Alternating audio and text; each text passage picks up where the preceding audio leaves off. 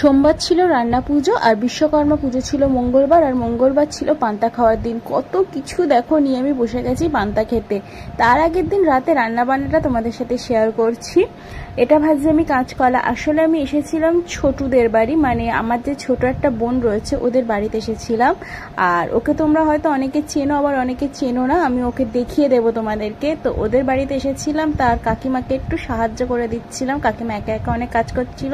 এই যে মহান ব্যক্তিটার বাড়িতে এসেছিলাম, আর ওদের বাড়িতে এসে একটু রান্নাবান্না করছিলাম আর কি।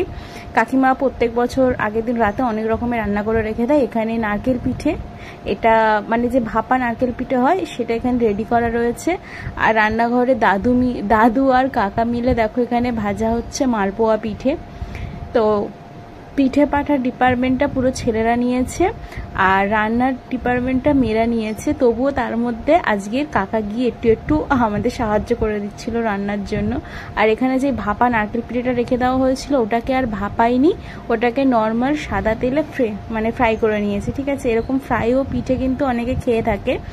আর সেটা এখন কাকা দেখলাম এবছর বললো যে ফ্রাই করে না, অত ভাপাতে হবে না, তাই ওই ফ্রাই করা হয়েছে। এখানে ওল আলু দিয়ে একটা মাছের তরকারি হবে, হাঙর মাছের তরকারি হবে, সেটার জন্য রেডি করা হচ্ছে। আর এটা হচ্ছে ঢেঁড়স ভাজা, অনেক রকমের ভাজা হয়েছে, কাঁচকলা, ঢেঁড়স, বেগুন ভাজা হবে। আর পুঁই শাক দিয়ে কুমড়ো আলু দিয়ে একটা চিংড়ি মাছের তরকারি হবে। আর এই যে ওল আলু মাছের তরকারি হবে। একদম সমস্ত রান্নাগুলো একদম শুকনো শুকনো হবে, যাতে মানে সোমবার দিন রান্না হচ্ছে, সোমবার দিন রাতে যাতে মঙ্গলবার রাত অবধি জিনিসগুলো ভালো থাকে সেইভাবেই ভালো করে কষিয়ে একদম শুকনো শুকনো করে রান্নাগুলো হবে। আর আমি বাড়ি থেকে ফোনও নিয়ে আসিনি, তা কাকিমার ফোনে ভিডিওগুলো করেছিলাম, একটু অন্যরকম লাগতে পারে। কাকিমাই বলেছিল যে ভিডিও কর, কালকে দিবি না একটা ভিডিও? তো ঠিক আছে, দেওয়া তো যেতেই পারে তুমি যখন বললে। তো সেই জন্যই আর কি একটু একটু করে ভিডিও করেছিলাম আর সেটা তোমাদের সাথে শেয়ার করলাম। এই যে বেগুন টেগুন ভাজা হয়ে গেছে, কাকিমা বলে সব রান্না করে তারপর তুই বাড়ি যাবি। তাই জন্যই সব রান্না কমপ্লিট করে তারপরে আমি বাড়ি গিয়েছিলাম। আর রাত হয়ে গেছিলো অনেক, তাই আর কিছু তোমাদের সাথে শেয়ার করিনি। তারপরে তোমাদের সাথে দেখা হচ্ছে একদম ডাইরেক্ট সকালে ঘুম থেকে উঠে স্নান টান করে আমি প্রথমে আমার সাইকেলটাকে পুজো করে নিয়েছি। আমাদের মতো মধ্যবিত্ত বাড়ির সাইকেলটাই হলো আসল যানবাহন, মানে পুজো দেওয়ার জন্য। তো সাইকেল পুজো দিয়ে নিয়েছি। পুজো দেওয়ার পরে আমার ভুলেই গেছিলাম ভিডিও করতে। তারপরে মনে হলো বাবা আমি তো কাল রাত থেকে ভিডিও করছি, তোমাদেরকে তো আজকে সকালের কি করলাম সেটাও দেখাতে হবে, কি খেলাম। তো তাই জন্য এখানে আমি ঠাকুরের ফটো সব কেটে নিয়েছি, কেটে ঠাকুরের ডালাটাকে সাজিয়ে নিচ্ছি। আর তোমরা যারা আমার ভিডিও দেখো তারা জানোই যে আমাদের বাড়িতে অনেকগুলো ঠাকুর ঘর, মানে একটা লক্ষ্মী ঠাকুরের ঘর আলাদা, বজরংবলির জায়গা আলাদা, মনসাতলা, তুলসীতলা আছে, তারপর আবার এমনি ঠাকুর ঘরও আলাদা। তো মনসাতলায় আজকে দুধ কলা দিতে হবে, সেই জন্য আমি সকালবেলা একজনের কাছ থেকে দুধ নিয়ে এসেছি। আর এই যে দুধ কলাটাকেও রেডি করে নিলাম, একটা বাটিতে দিয়ে দিলাম। আর সমস্ত পুজোর মেন জিনিস হলো তো তুলসী পাতা, জানোই তো, ভোগেতে তুলসী পাতাও দিয়ে দিলাম। আর তারপর এখানে মিষ্টি এনেছিল, মিষ্টিটা আনতে একটু দেরি হয়ে গেছিল বলেও আমার ঠাকুরের পুজো দিতেও একটু দেরি হলো আর কি। তো মিষ্টি চলে আসার পরে পুরো ডালাটাকে কমপ্লিট করে নিচ্ছি।